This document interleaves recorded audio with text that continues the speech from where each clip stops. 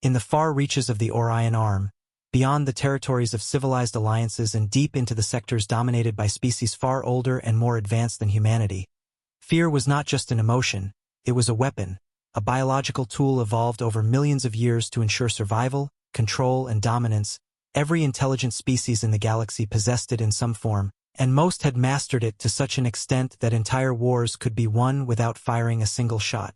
Because fear alone could break armies, collapse governments, and force entire civilizations into submission, and among those species, the Karthik's dominion stood above all others, a race that had evolved the ability to project fear directly into the minds of their enemies, amplifying it, manipulating it, turning even the bravest warriors into helpless, trembling shadows of themselves, and for centuries they had used this ability to conquer system after system, their reputation spreading faster than their fleets, because once a species understood what the Karthiks could do, resistance became meaningless, surrender was inevitable.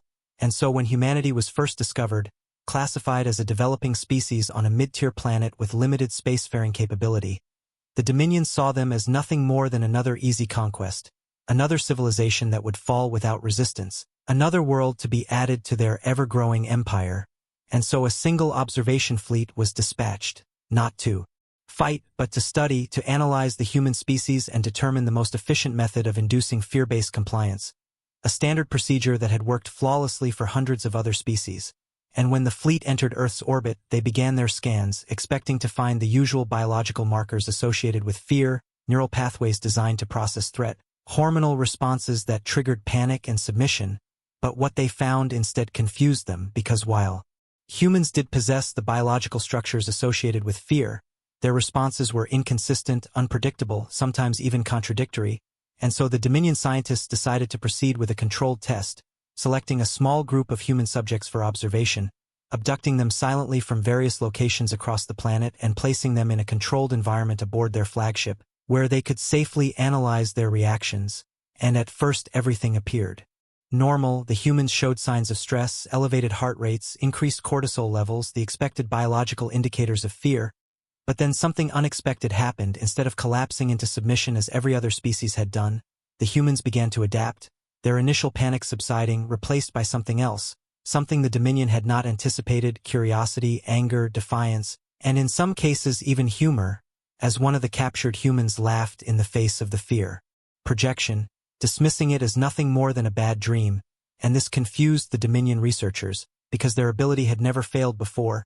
It was not something that could be resisted, it was a fundamental override of the mind itself, and yet these humans were not only resisting it, they were reacting in ways that made no sense. Some became aggressive, attempting to fight their captors despite overwhelming odds. Others became eerily calm, analyzing their situation with cold logic, and a few even seemed completely unaffected, their minds simply ignoring the fear stimulus entirely, as if it did not exist. And as the tests continued, the Dominion increased the intensity of their projections, amplifying the fear to levels that should have caused immediate psychological collapse.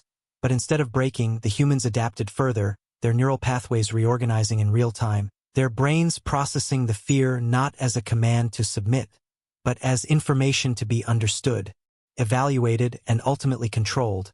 And it was at this point that the Dominion scientists began to realize that they were not dealing with a normal species, because fear, the very tool they had used to dominate the galaxy, was not functioning as intended.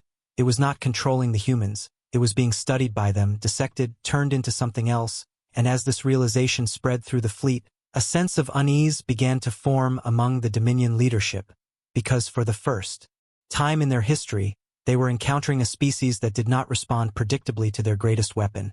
And so they escalated the tests, introducing more extreme scenarios, simulations designed to trigger the deepest possible fears, isolation, loss, death. But the results only became more disturbing, because the humans did not simply endure these scenarios, they learned from them, their responses becoming faster, more controlled, more dangerous. And in one particularly alarming case, a human subject managed to override the simulation itself, using the fear projection as a feedback loop to identify the system's weaknesses, and then exploiting it to escape containment. And although the situation was quickly contained, the implications were clear. The humans were not just resistant to fear, they were capable of using it as a tool, and that was something the Dominion had never encountered before, because in every other species, fear was a limitation, a weakness to be exploited. But in humans, it was something else entirely, something that could be transformed, redirected, even weaponized. And as the Dominion continued their analysis, they uncovered an even more disturbing truth. Humans were not born without fear, they were born with it, but unlike other species, they did not remain controlled by it. They learned to overcome it, to suppress it, to act in spite of it, and sometimes even because of it. And this ability, this capacity to function under extreme fear, without losing control, was what made them truly dangerous, because it meant that they could not be easily dominated, they could not be forced into submission through psychological pressure alone. And as this realization reached the highest levels of the Dominion, a decision was made, one that had never been considered before. Humanity was no longer to be classified as a low-threat species. They were to be observed, monitored, and most importantly, avoided, because a species that could not be controlled through fear was a species that could not be controlled at all. And as the Dominion fleet prepared to withdraw from Earth's orbit, something unexpected happened. One of the human subjects, the same one who had laughed during the initial tests, managed to access the communication systems, and in a moment that would later be recorded in Dominion history as a critical turning point, he sent a message, not a threat, not a warning, but a simple statement: "We are afraid, but we move anyway." And those words, simple as they were, carried a meaning that the Dominion could not ignore, because they revealed the truth that had been hidden beneath all their observations. Humans did feel fear, they experienced it just like every other species, but they were not controlled by it.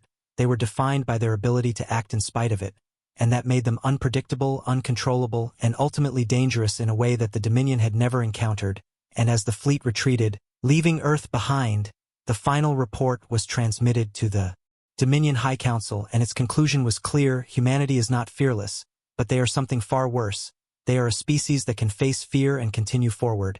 And in a galaxy where fear was the ultimate weapon, that made them immune to control, and for the first time in centuries, the Carthix Dominion did something it had never done before. It chose not to conquer, not to dominate, but to retreat, because they had discovered something that terrified them more than any enemy.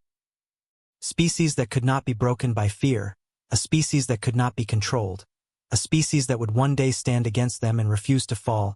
And as their fleet disappeared into the darkness of space, one final thought remained, echoing through their collective consciousness: if humans ever learned to use fear the way we do, the galaxy would not survive. And somewhere on Earth, unaware of the observation, humanity continued to evolve, to struggle, to fight, to fear, and to move forward. Anyway,